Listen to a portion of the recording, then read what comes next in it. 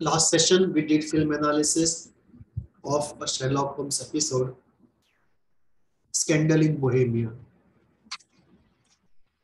Continuing our discussions of film analysis using psychoanalysis to understand the non-clinical applications of psychoanalysis. Today, we will do film analysis of an old Alfred Hitchcock movie, The Birds. And this will be the second film analysis in our series. To understand and strengthen our ability to apply psychoanalysis for non-clinical purposes, here in particular, film analysis. We will also apply it similarly for analyzing art, history, management, social sciences, humanities.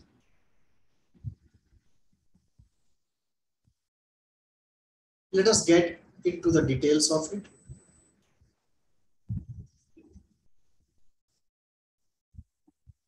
This is the poster of the film. Very well made poster.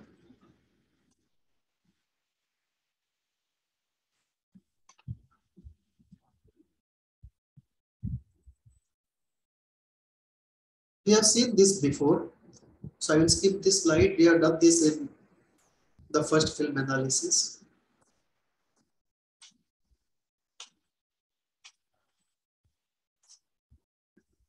Psychoanalysis and Hollywood have a very strong connection.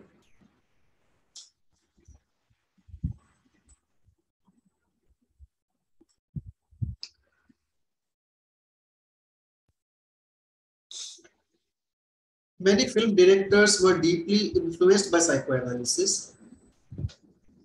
They were admirers of psychoanalysis. Many of them went into psychoanalysis to explore themselves. Two very popular directors of Hollywood, popular both from critical standpoint and also from box office standpoint, Alfred Hitchcock and Woody Allen. Both of them were great admirers of psychoanalysis, had read it deeply, understood it. Both of them perhaps underwent their own psychoanalysis for a considerable period of time. Woody Allen, it is public, he was in psychoanalysis for a long time. Alfred Hitchcock, we don't know, but I believe he would be in. And both these directors made very popular films, critically acclaimed films, where psychoanalysis forms a very strong component of the film. Some films are based upon psychoanalytic psychotherapy, that the actor or the actress is going for psychotherapy and events around that thing, or psychoanalysis is used indirectly. Let us take Alfred Hitchcock. His three movies, Psycho 1, Psycho 2, Psycho 3, are completely psychoanalytically based movies, where a psychologically disturbed young man is not able to accept the death of his mother. There is a lot of aggression in him and he goes on to commit murders in a very peculiar way, and the story moves forward. In Vertigo, towards the end of the movie, the hero is, or the main character, one of the main characters who is being tried for murder is proclaimed innocent because the murder has happened at a great height and the person was suffering from vertigo. So there was no way he could hold steady and kill a strong man at such a great height. Spellbound is completely based upon dream analysis, a very important part of psychoanalysis. And Spellbound is completely tied up with the story of a psychotherapy center, a psychiatric center. Birds is a very strange movie of Alfred Hitchcock, and in fact, it's a strange movie in Hollywood itself. This movie does not have events between people, rather it has more events between birds who are attacking people and people trying to save themselves. And how you can create the feeling of horror using something which otherwise is thought of as very delicate and harmless as birds, that is where the genius of Hitchcock comes in. By the time you are in the middle of the movie, you start fearing birds. And Birds is a deeply psychoanalytic movie, but the use of psychoanalysis is very indirect. Unless one is deep into psychoanalysis, we cannot make out the hidden psychoanalytic story from what is presented to us as the story on the screen. And this is our job today, to look at the movie and from the story that we see in the movie, find out the hidden psychoanalytic story, which we can do using the concepts of psychoanalysis. Woody Allen is a second director who has been deeply involved in psychoanalysis, and many of his movies involve going to therapy, talking about therapy, references to therapy, references to Freud. So psychoanalysis has a very strong connection with Hollywood, especially those iconic directors of Hollywood.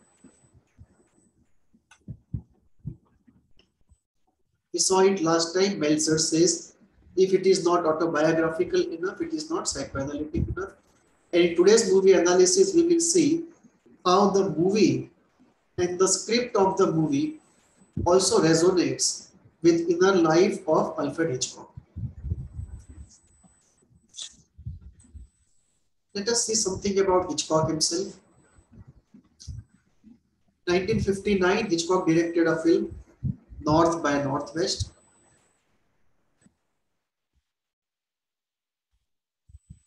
It is of a man who by mistake raises his hand at the wrong moment to summon a waiter, and then the story goes on.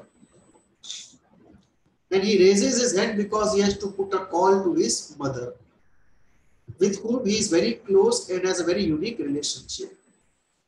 And this is the theme of many of the Alfred Hitchcock movies, something to do with the relationship between mother and the son, the relationship being very intense, but not being normal. And this perhaps points to the inner world of Hitchcock himself. Next year, he created Psycho, which became very popular, where the person, the young man, is unable to accept the death of the mother and preserves her body, and then the story moves on.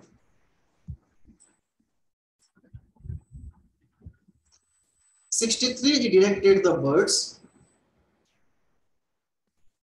where again the mother-son contest for affection comes in.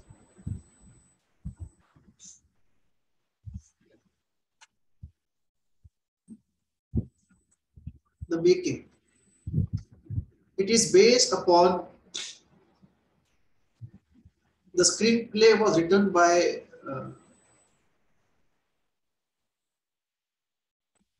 Ivan Hunter, and he based in the screenplay upon a book written by Maurier. The film was released in 1963. In 2016, this movie was considered to be culturally significant entity of the century.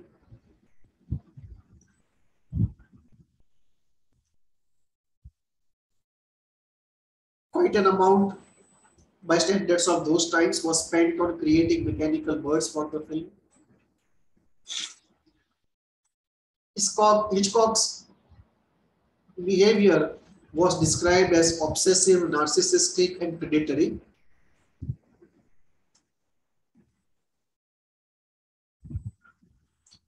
Psycho, Birds, and Spellbound, these three movies are considered among Hitchcock's best works. So let us go into the detail, The Birds, the film story. I'm sure you have seen the movie. If not, see the movie before you go into this presentation.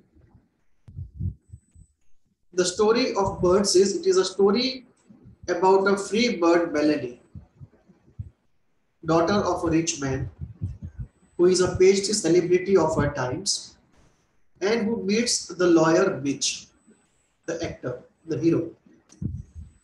Melanie is the actress, the heroine. Both are infatuated with each other the first time they see each other because in a way they complement each other. Melanie is a histrionic, full of life, full of living by impulse, completely free, full of vivaciousness and aliveness without any freedom. She almost signifies the pure eros. Mitch is a very structured person, a lawyer, a very structured person, a very conservative person, a very superego driven, do's and don'ts driven person, a very reserved and a standard operating driven, procedure driven person, strongly attached to his mother, whereas Melanie does not have a mother. She has left her long before. And in that way, Mitch almost represents the structured person, the logos, and both of them therefore are complementary to each other. Unconsciously, Mitch finds the aliveness and the freedom he is looking for, and Melanie finds the logos, the structure, the anchor, and the stability she is looking for. Melanie finds out where Mitch lives and gets in touch with him. They fall in love, and Melanie stays at the city where Mitch's ex-girlfriend Annie also lives. Annie was not able to continue a relationship with Mitch because Mitch's mother did not approve of Annie.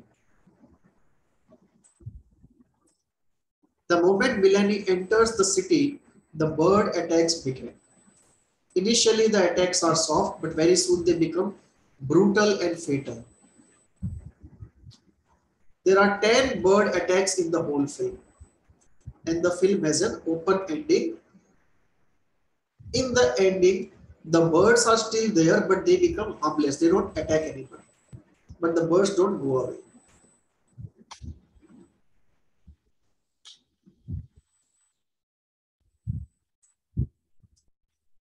Let us look at the 10 attacks.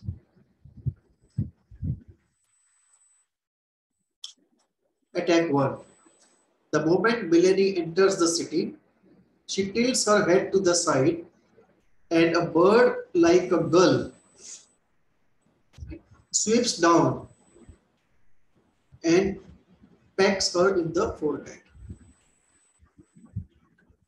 And some blood, small amount of blood, gushes out. Second attack,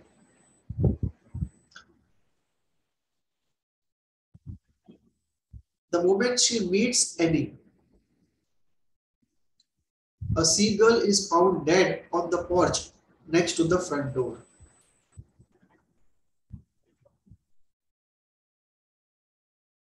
So why we are calling it an attack, we will go into it later. Attack 3 and 4. Annie and Lydia, the mother of Mitch, stop in their track and anxiously watch the couple. At that moment, a seagull comes and pecks at Kathy's head. Kathy is Mitch's younger sister. And it is almost like what happened to Melanie.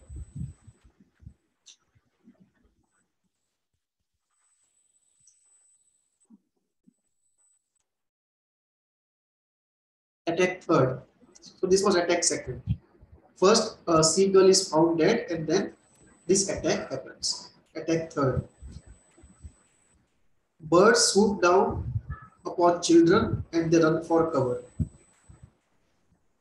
Melanie and Mitch both are frozen with paralyzing disbelief, then toss down their glasses after realizing what is happening.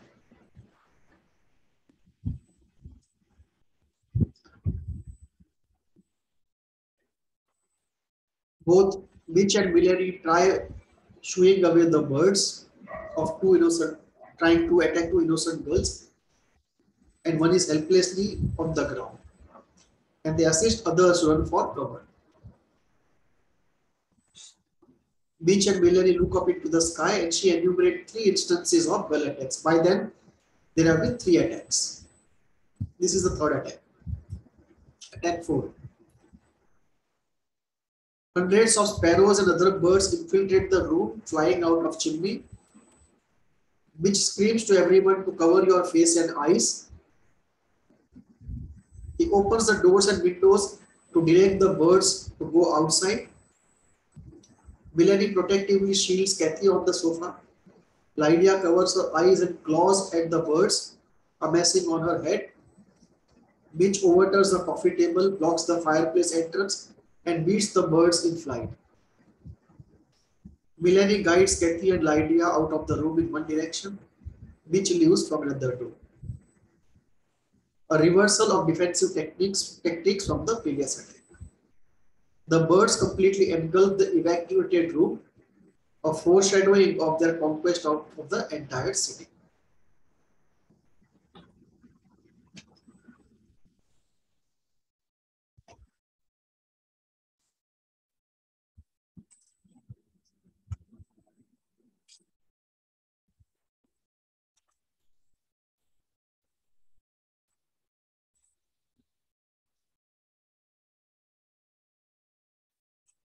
Attack 5 and 6.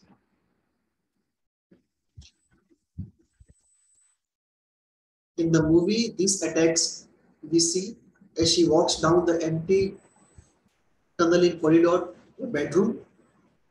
She discovers a dead seagull impaled in a broken window. And then there are more signs of damage.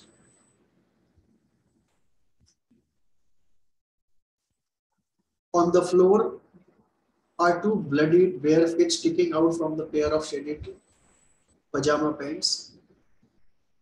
And then they see what is shown is Dan Facet's lifeless body in the corner of the room. Both his eye sockets are empty, plugged out during the bird attack. And he is the worker who is working on the farm for them.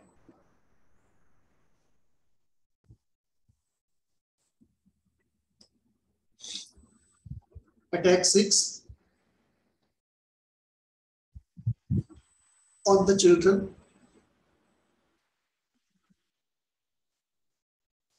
in which one schoolgirl, Morgan Brittany, falls and shatters her eyeglasses, desperately calls for Kathy to help her. Melanie, Kathy, and her friends seek shelter in a nearby parked car. After some time, the birds dissipate. 7 and 8. Melanie is in the restaurant and she notices seagulls are swooping down on a gas station. Ultimately, the bird attack happens and the whole gas station starts burning out. Attack 8. What is shown is Annie's body.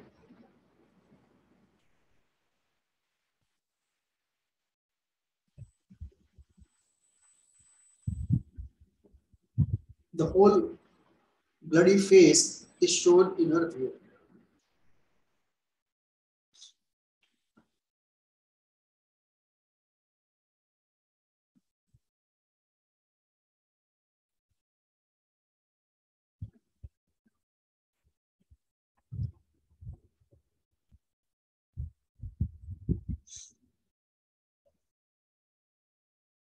Kathy tearfully recalls in broken sobs what happened, how Annie sacrificed herself to save her life.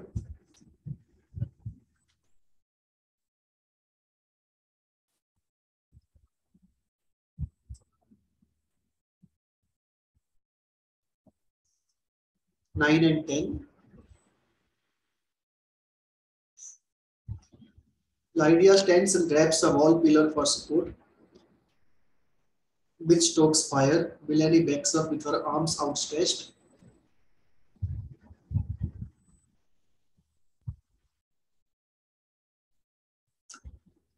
Pecking birds draw blood from Witch's head. He eventually secures the shutter with a lamp cord.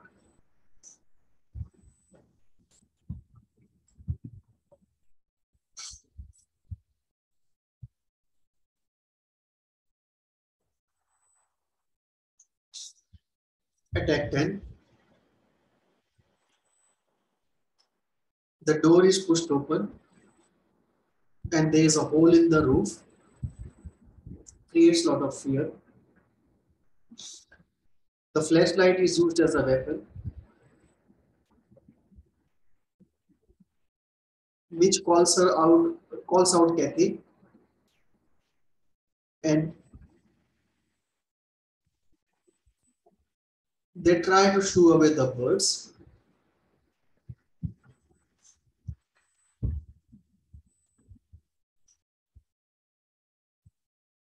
Both Lydia and Mitch fight off the birds as Mitch claws for her arm and pulls her to safety. He cradles her in his arms and carries her downstairs as Lydia carries a lantern to light the way and compassionately pities her suffering.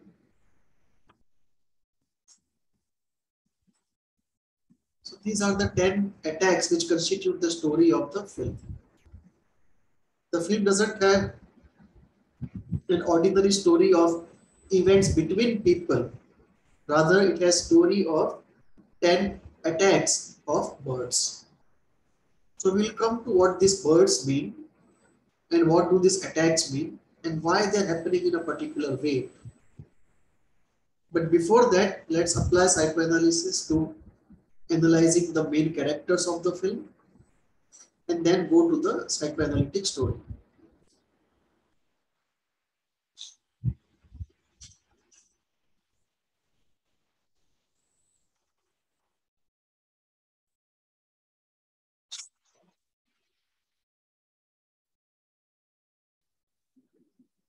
First character, the actor of the film, the hero, Mitch.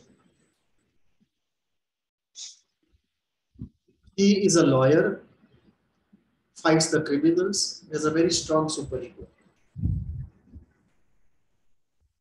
Lives with his mother and sister, the reverse Oedipus. There is both Oedipus and reverse Oedipus. Oedipus with the mother, reverse Oedipus with the sister. And from the mother's side, a reverse Oedipus to Mitch.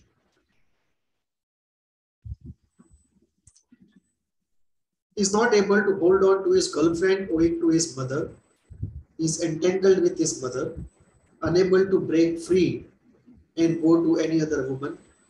Without her approval, he can't go move ahead. Entangled with her. Not surprising because he has lost the father long ago, taken on responsibilities of the father, and has a strong desire for a good-looking famous girl. He is brave enough to fight the birds, but not brave enough to fight the mother. Melanie. Melanie is a complementing half of Mitch. Mitch is entangled with his mother. Melanie does not have a mother at all. So Mitch is fused and Melanie is abandoned. The two extremes. She is a free bird in her youth, abandoned by the mother in early life, and that object loss has led her to being histrionic, impulsive, and passionate, and have a strong contempt for her mother. A very weak superego, emotions dysregulated, and search for a good, stable man and a settled life. At the same time, desire to be histrionic, impulsive, and passionate. It's a conflict. The deeper part wants stability, the surface part wants histrionicity, impulsivity, passion.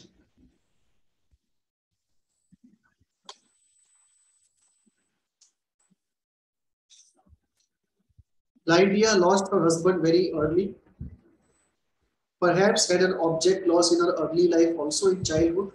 We don't know about it, but we can extrapolate it. She holds on to Mitch as everything. There is an over-investment in a single object and therefore terror of losing that object. When you invest everything in one object, the loss of that object is unbearable. She is extremely anxious and insecure about losing Mitch, has become bitter, overbearing, and unhappy over long years of her life, makes others unhappy. Aggression and insecurity that she has inside, not completely in control of her ego. And she is the one who does not allow Mitch to settle down with Annie.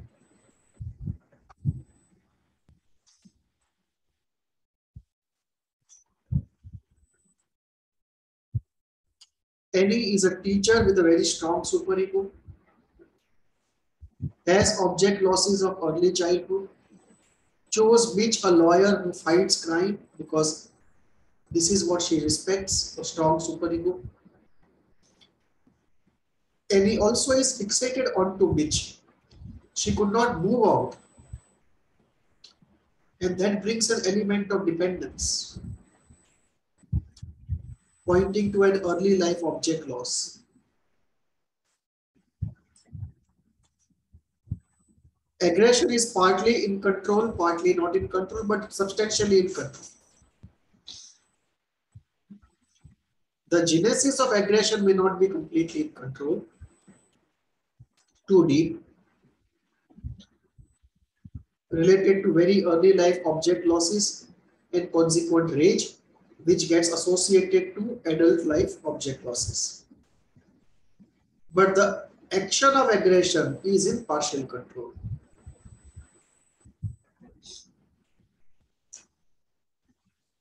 We'll come to it later when we talk of Annie's birds. Strong superego leads her to self-sacrifice, as also the disappointment with a life of object loss. She is deeply disappointed, especially so after the coming of Melanie into that small town.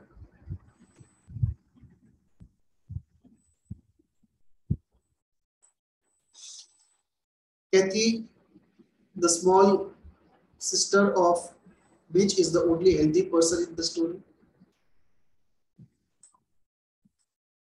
Perhaps in an unconscious Oedipal relationship with Mitch, but that would be normal given the age, and it would be unconscious. Still not afraid of birds after all she saw. The positivity is very strong. Even after seeing all that the birds can do, she is still not afraid of or bitter against the birds. She has internalized a strong, stable, positive object, most probably beach or some other objects at school, or perhaps the constitution is such. She is fascinated with lovebirds appropriate to her age, experiencing love by identification. Other small characters in the film are the farmer, restaurant owner's wife, and the sheriff. We'll not go into analysis of these characters. Let us now look at psychoanalysis.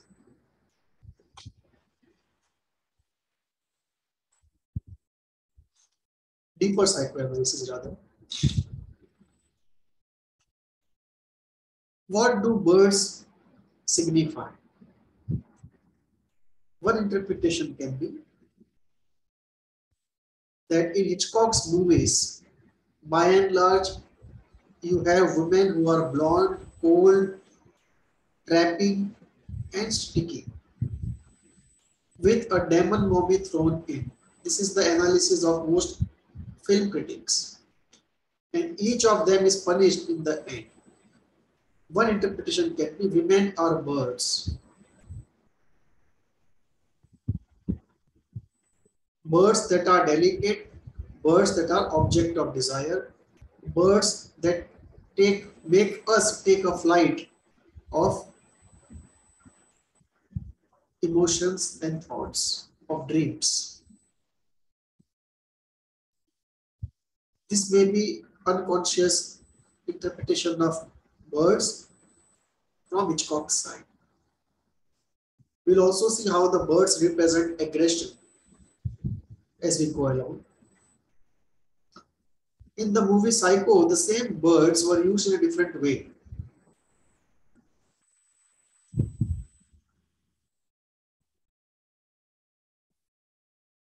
And there, the symbolism of birds was very different. If you want to read more about this, Hitchcock, the associations between women and birds in so many of Hitchcock films, you can go to these two websites. Let us look at what I can see. I see two meanings condensed into this entity bird. First entity can be women or birds. They are the birds of prey. Birds are innocent and harmless. However, birds also can prey. Maybe this is Hitchcock's unconscious fear of the mother coming out, transferred onto the women. And the birds don't allow anybody to leave the town. In a way, they guard people from leaving. So the birds are guarding against object loss. And therefore, birds are unconscious objects of aggression. And this aggression can be soft aggression, moderate, or severe aggression based on intensity. And as you move from soft to severe, the brutality and the fatality of aggression enhances. So I go with this symbolic meaning of birds in this analysis, that birds represent the unconscious aggression rather than birds representing women. That also is one line one can take, and there are some film analysis based on that thinking. But I go with the point that the birds are unconscious object and they represent aggression, unconscious aggressions. And whose birds are this? Whose aggression is being represented? They are everyone's birds, all the main characters. All these main characters, the mother, the lover, the hero, his mother, lover, sister, and ex-lover, all of them have aggression which is not fully in control of the ego. And these birds represent the aggression which is projected outside from the unconscious mind of all of them. So for the rest of the film analysis, actually the whole of the film analysis from my side, I will take this meaning of birds, that birds represent unconscious objects and essentially unconscious aggression. And whose birds are these birds? These birds are everyone's birds. All the five, except the sister. The four of them have aggression out of the control. The sister has aggression completely in control. So mother, the hero is lover, ex-lover, and the mother. All of them have aggression out of control, projected outside as birds. Let us look at it from different schools. From a Freudian standpoint, birds are castrating entities, and the Oedipal entanglement will bring about castration.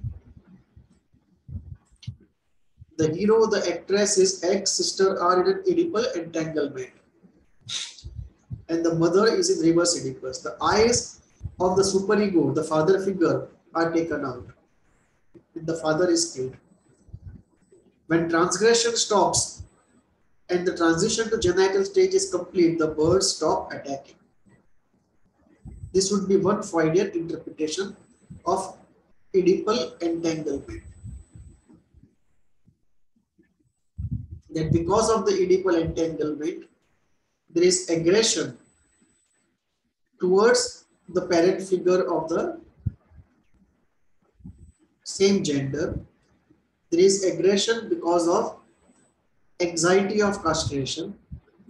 There is aggression because of guilt. All of it is projected out in the form of birds. And the moment the Oedipal resolution happens, the birds stop attacking. But the resolution is not complete, it is partial.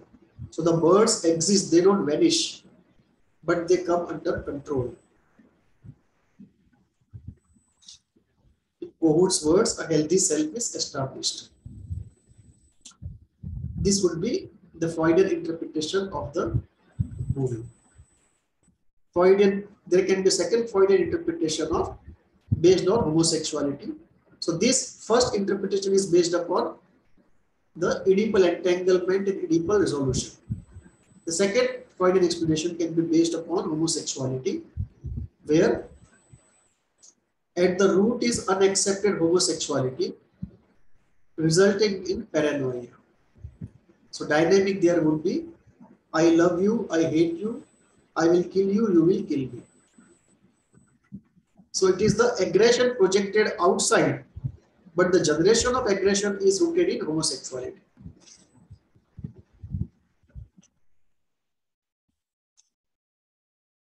And therefore there is this paranoia of the birds attacking. And even if the attack is real, not just paranoid, the essential root would be homosexuality. So in the Freudian school, we would find two explanations. A heterosexual explanation based upon Oedipal entanglement resolution, and a homosexual explanation based upon repressed, unaccepted homosexuality and its resolution leading to cessation of paranoia. So this would be Freudian explanation. I would rather settle for a Kleinian explanation than a Freudian explanation. But if we go this line, this is what we can do.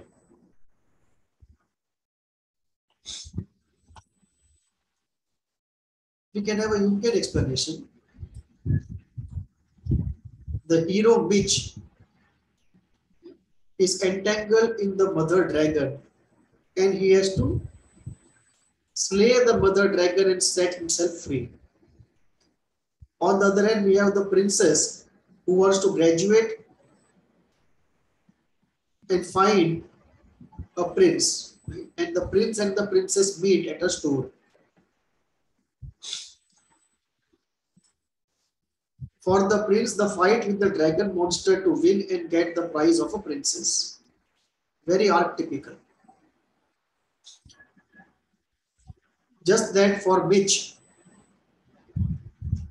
the fight has gone on for far too long. It should have been over in the teenages, but his teenage is still not complete. The prince is entangled, cannot free himself from the clutches of the dragon monster, the oceanic mother, who is everywhere. Engulfment by overactive, intruding mother. And therefore, there is a overactive mother archetype, which should have deactivated to a great proportion, but has not happened. And because the mother archetype does not deactivate, is overactive, the princess archetype or the prince archetype cannot take the hold, which is age appropriate, of Mitch.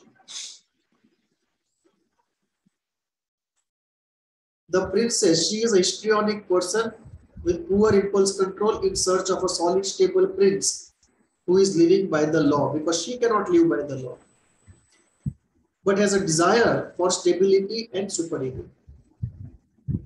She does not have a strong superego, but a very strong desire to have a strong superego.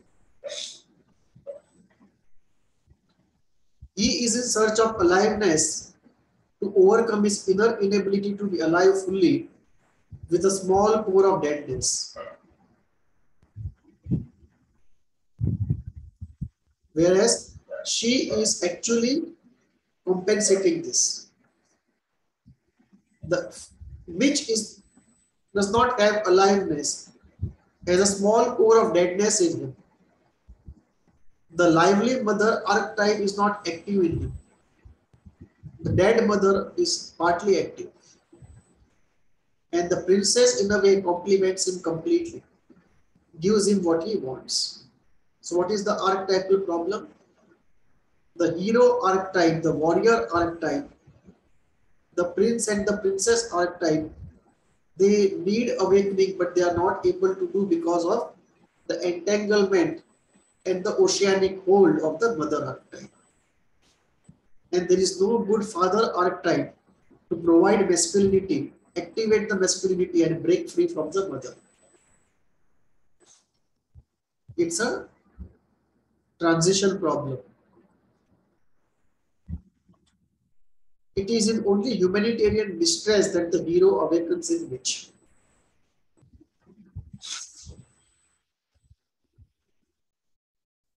The mother finally lets go and the hero is able to free himself from the grip of the dragon monster.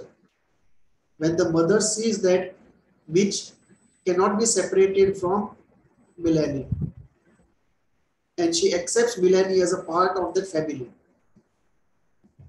With her approval, the dragon monster's suffocating, controlling grip is loosened out, and the path of individuation is opened out for Mitch to move to the next part of the program of life. So he has to move from the child to the prince to the hunter. The princess awakens, the prince awakens as the good mother is found at last, and the entangling, suffocating oceanic hold reduces. Let us look at the Kleinian interpretation. The bad objects, the birds represent the bad objects. This is the interpretation I would settle for as the best possible in this film. For this film, the birds are the bad objects of aggression coming to attack because the split is open, and the split is open because of object loss. And the aggression is so much that's beyond the capacity of defenses to handle. Now what has happened? Before Melanie walked into the city, there was a psychological equilibrium. Unhealthy psychological equilibrium, but still not a pathological breakdown involving psychic equilibrium. So before Melanie walks into the city, there is a psychic equilibrium. That psychic equilibrium has been disturbed by Melanie walking in, and that is what has set up all this aggression going out of control. So there used to exist a pathological psychic equilibrium. There was never a healthy psychic equilibrium. But even that pathological psychic equilibrium, which with great difficulty was controlling aggression or regulating aggression, that has been broken down. And therefore the aggression has gone out and is coming back to attack. With the mother turning into a good mother, the early life object loss of the good mother is overcome and the attacks cease. And this good mother is something that is needed both by Mitch and Melanie. The bad objects are still there, the birds are still there. They are not vanished, but defenses are able to handle them. They no longer attack. Aggression now is there, it is not gone, but aggression has reduced. Object loss has partly been overcome, and defenses are able to manage the aggression. The pathological psychic equilibrium is re-established. Everyone here needs to hear YNT. I often use this phrase, means you need therapy. All in the mind. Let's go to Alfred Hitchcock himself, who selected this story for making this film. Hardly had a friend in childhood. Very strict priest teachers punished every day. His parents, or father rather, took him to a police station once, got him locked up for 5 minutes, because he was not listening to him, and that traumatized him very deeply. Wanted to be an engineer, turned out to be a filmmaker, specialized in suspense, thrill, pathological, criminal, not the obvious romantic type of movies. There are many strange parts of Hitchcock. Once he gave a party where ordered all the food to be of blue color. Once he said there should be green dressing on every dish. Once he presented a horse as a present to someone and went to the dressing room to deliver this. He would make a guest appearance in every film, brings out the narcissistic core in him. He used to say actors are like animals, they need a ringmaster to control them, and he used to control them. So very narcissistic, very dominating, but with early life object loss and quite some trauma and very difficult relationship with the mother, which comes out in all his movies. One way to analyze a movie is to say all the characters in the movie, the important ones, are parts of the unconscious mind of the director or the scriptwriter. If we go by that route, Milani, the character of Milani, is the fantasy lover that Hitchcock wants, somebody who is full of aliveness, impulsive, good looking, histrionic, full of life, pure eros.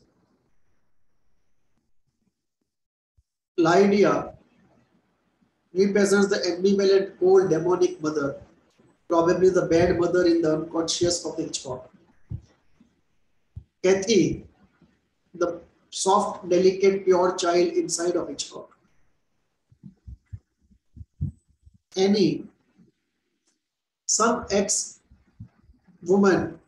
still devoted to him, or he wants an ex-woman of that time who would remain devoted to him even if he leaves her. Probably it's a reaction to somebody who has abandoned him. And he is not able to take that abandonment, and he fantasizes that even if instead of that woman leaving him, he has left that woman and the woman is still around. So this is a projection because in reality, it can be the woman has abandoned him and he is still not able to break free.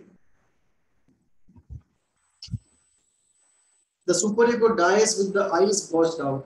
There is attack on the father and killing of the father because of Oedipal entanglement. It tells us about not only early life object loss, but not only early life object loss, early life experience of the bad mother, but also Oedipal entanglement of Hitchcock. Inside we see of Hitchcock's mind, a boy struggling to be a man inside. The masculinity is not fully activated because good role models of masculinity were not present. Pathological psychic equilibrium exists precariously in him.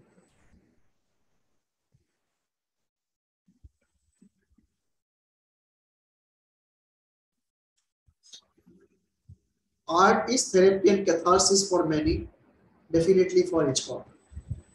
To Hitchcock, again, we can say YAT, you need therapy. Let us now go into the psychoanalytic story. The psychoanalytic story below the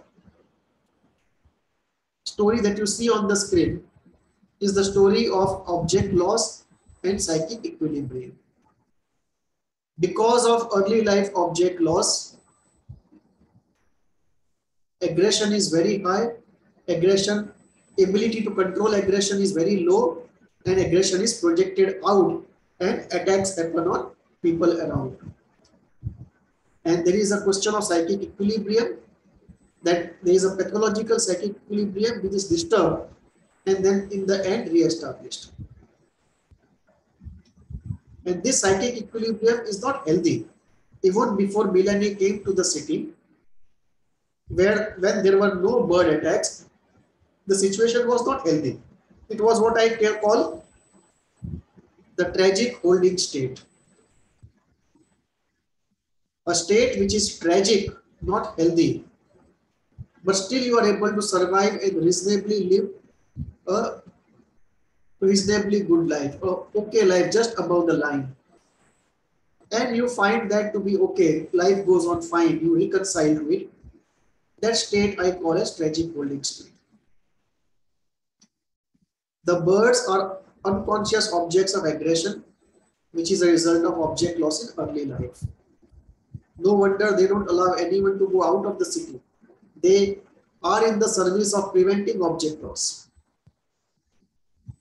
The pathological psychic equilibrium exists where Mitch is in Oedipal entanglement with Lydia and she is in reverse Oedipus with him.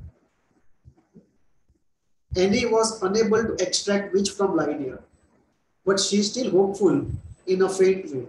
And so in her own pathological equilibrium, she is a lonely person but a dependent person. She cannot break free from Mitch. So she lives all alone with a hope that somehow something can happen. Every character here, the important ones, has suffered a severe object loss and has unresolved issues related especially of aggression and a desperate need for objects. So there is a desperate need for objects and a fear of emotional closeness leading to a crisis. I want you, I don't want you. A difficult conflict. Kathy is the only sane person who everyone has protected, and in her is deposited the soft, sensitive child of everyone.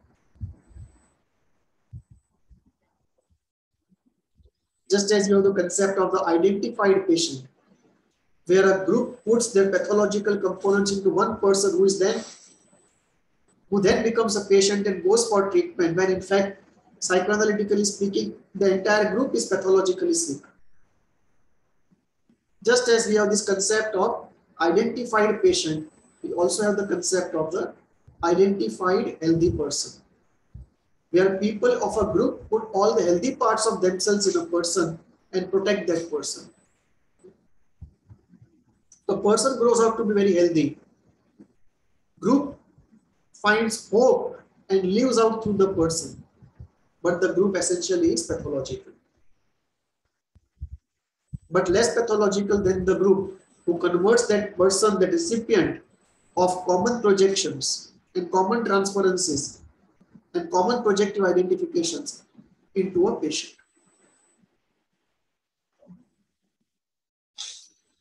The moment Melanie comes into the city, the psychic equilibrium is disturbed.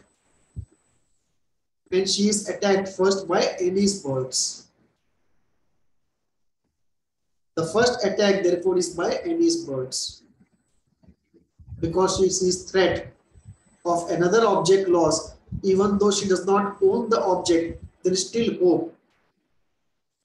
And so the first attack is by Annie's birds. But Annie has a strong superego, so her birds don't kill Melanie. Her aggression is partly under her control and therefore not so brutal.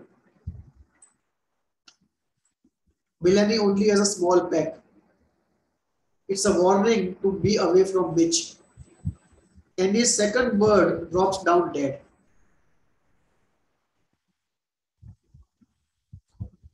The aggression drops down dead as the last, this is also symbol of the last hope dying. When Annie realizes that Melanie is here to stay and her chances are not there, the bird drops down dead. The bird there is not only the hope, the aggression inside is so much that the bird is killed. It's also the action of superego, that before it could attack Melanie, aggression is brought under control of superego and the superego punishes parts of oneself. And the bird is a seagull, not a very virulent category. After some time, Annie's birds turn to black crows from a seagull. Now the aggression is going out of control. And they attack school children, but they don't kill Melanie. The superego is still able to contain aggression partly. But Annie's aggression has worsened. From a seagull, one or two seagulls, now you have black crows in hundreds. Every time she meets Melanie and she realizes what is happening, her aggression rises and is thrown out. Then Melanie's birds attack petrol pump and then Annie and kill Annie. Melanie's aggression is not under control, it's completely out of control of her superego. So it's completely in her unconscious when she realizes Annie is still a strong competitor and she kills, her aggression symbolically kills Annie. Lydia's birds attack everyone, her aggression attacks everyone, including Mitch. When she senses betrayal of Mitch going near to any woman is sensed as betrayal by Lydia. But her attack against her son is soft. The birds are sparrows, meant to punish but not to kill. Mitch's birds kill Farmer, the father, and achieve the total Oedipal victory in response to Sparrow's and object loss of Lydia. Lydia's birds attack in the end to Melanie, even if it means harming everyone else, including her children. At any price, Mitch has to be saved. The psychic equilibrium has to be saved. Her sanity depends upon it. But soon she realizes it is not possible. Her guilt surfaces. Her goodness surfaces, her reparation surfaces. She reconciles with Melanie as being a part of the new reality. And with her acceptance, she turns out to be a good mother, and the unconscious reality changes. The moment she turns into a good mother, Melanie gets a good mother, Mitch gets a good mother, and Mitch is released from the grip of the bad mother. And a new psychic equilibrium is established. This psychic equilibrium is not where Lydia is out of the scene. She still holds Mitch in the grip, partly. And this tells us about her own early life object loss and dependence, and a psychic reverse Oedipal entanglement. So the birds sit on the fence. Aggression is sitting on the fence, ready to attack, but still in the control of the superego and ego. It no longer attacks. Let us look at the 10 attacks. Let's summarize them. The first attack, one seagull, it's a warning bite. It is any seagull attack on courting Melanie. It's a warning bite. Second attack, one seagull dead. Annie's hopes are dead. Annie's superego kills that aggression which was otherwise to attack Melanie. Third, children's party.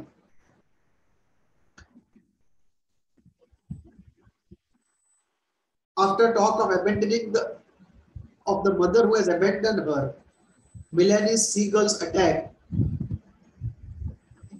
of envy and rage. It's an attack of envy and rage of Melanie's aggression after the talk of abandoning mother. It opens up that aggression again. Sparrow, soft attack. Fourth attack is Lydia's attack on the betraying son. Fifth is Mitch's birds attack the farmer dead. As the Oedipal non-resolution heightens up, becomes active before it is healed. And that is where an unconscious dynamic is on between Mitch and Lydia. So before Lydia would get out of the reverse Oedipus and allow Mitch to get out of Oedipus, it heightens, and in that heightening, the Oedipal anger comes up and kills the father figure. So in the Kleiner interpretation, this is the Freudian part that I have used.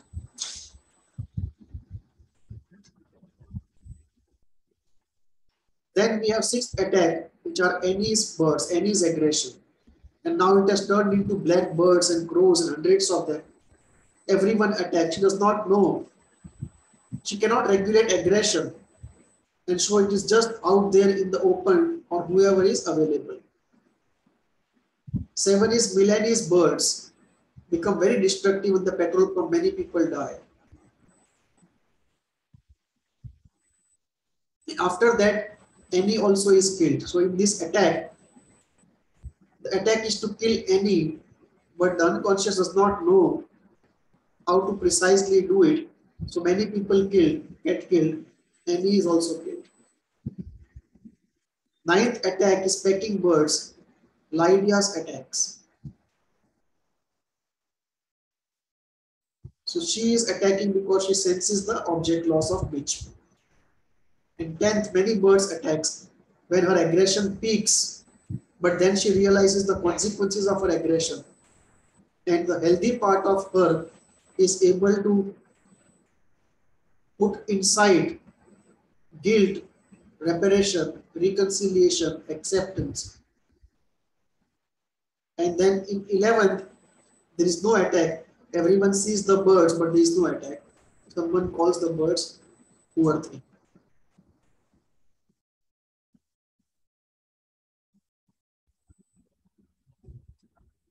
Which is a projection from inside. So this is in a concise way, film analysis of birds using psychoanalysis. We can go deeper into each of this school analysis, Freudian, Jungian, Kleinian, all together. That would take almost half a day in considerable discussion with participants if they are there. Someday we'll take it up, detailed film analysis, and have extensive discussions with the audience.